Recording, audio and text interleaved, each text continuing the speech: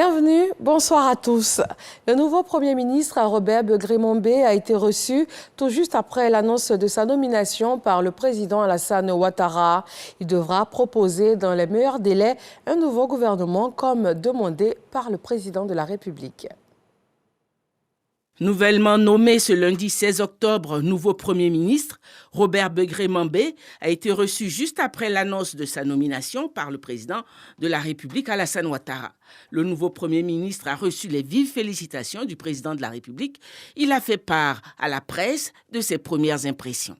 Je tiens tout d'abord à rendre gloire au Seigneur qui a permis que le chef de l'État m'accorde sa confiance pour la tâche immense au poste de Premier ministre. Je voudrais remercier du plus profond du cœur le président de la République pour la confiance qu'il m'accorde en me nommant à ce poste très important.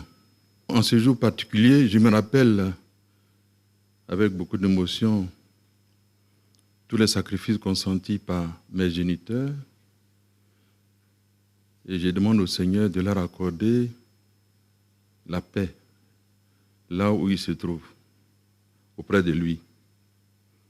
Je pense particulièrement à mon épouse Mat Mambé qui m'a précédé auprès du Seigneur.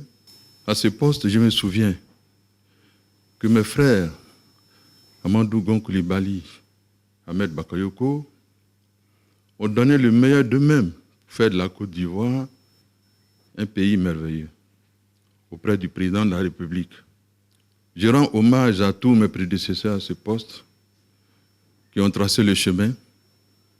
Et vous savez que le président lui-même a été le premier ministre dans ce pays à un moment de braise. Et vous avez vu le travail immense et remarquable qu'il a pu accomplir auprès du président Houphouët-Boigny pour donner à la Côte d'Ivoire d'être un pays solide. Je voudrais demander au Seigneur 5 choses. La première chose que je demande à Dieu, c'est de m'accorder la foi d'Abraham. La deuxième chose, le courage et la proximité de David avec tout ce qui est divin. La troisième chose, c'est la sagesse et l'intelligence de Salomon. La quatrième chose, c'est l'humilité, la pugnacité et la rigueur de Joseph auprès de Pharaon. Et la dernière chose, je demande à Dieu d'aider le président Alassane Ouattara à faire de la Côte d'Ivoire un pays de foi, de prospérité, de paix, où seule la fraternité et l'amitié sont les ciments qui nous unissent entre nous Ivoiriens. Nouveau Premier ministre, Robert Begré-Mambé était avant sa nomination ministre-gouverneur du district autonome d'Abidjan. La ville de Marrakech au Maroc a accueilli du 9 au 15 octobre les assemblées annuelles du FMI et du groupe de la Banque mondiale. À l'invitation des responsables des institutions de Bretton Woods, dirigeant le monde de la finance, membres du gouvernement et experts se sont retrouvés afin de débattre des grands dossiers mondiaux tels que la conjoncture économique mondiale, la lutte contre la pauvreté, le développement économique. Nous vous donnons à présent lecture d'un communiqué du ministère de l'Éducation nationale.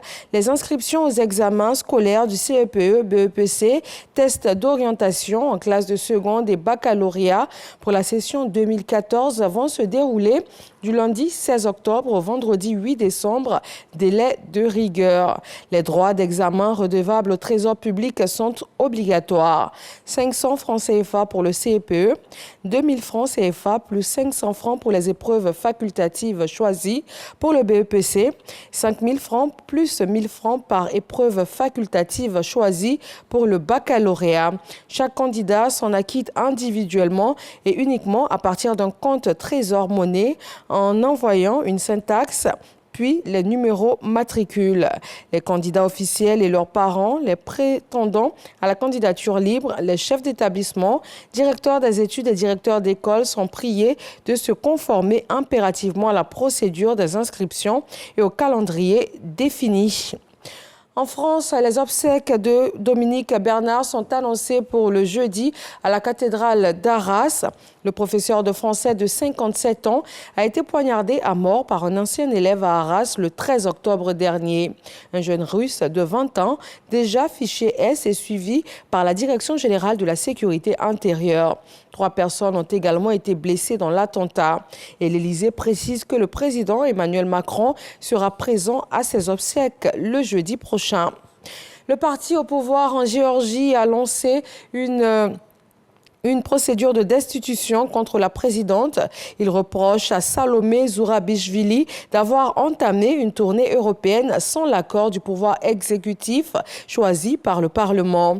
Cette nouvelle crise s'inscrit alors que le Conseil européen doit décider prochainement d'octroyer ou pas à l'ancienne République soviétique le statut de pays candidat à l'Union européenne, alors même que le parti au pouvoir mène une politique de plus en plus favorable à la Russie. Le dossier du conflit entre Israël et Hamas, l'Union européenne va ouvrir un pont aérien humanitaire vers la bande de Gaza via l'Égypte. Le Conseil de sécurité de l'ONU se réunit ce soir pour le vote de 2 résolutions proposées par la Russie et par le Brésil. Le texte de Moscou appelle à un cessez-le-feu humanitaire immédiat et respecté et un accès humanitaire sans entrave à la bande de Gaza en état de siège. Merci de vous informer sur RTI 1. Retrouvez tout de suite l'actualité dans nos régions. Et pour le journal, je vous donne rendez-vous à 20h.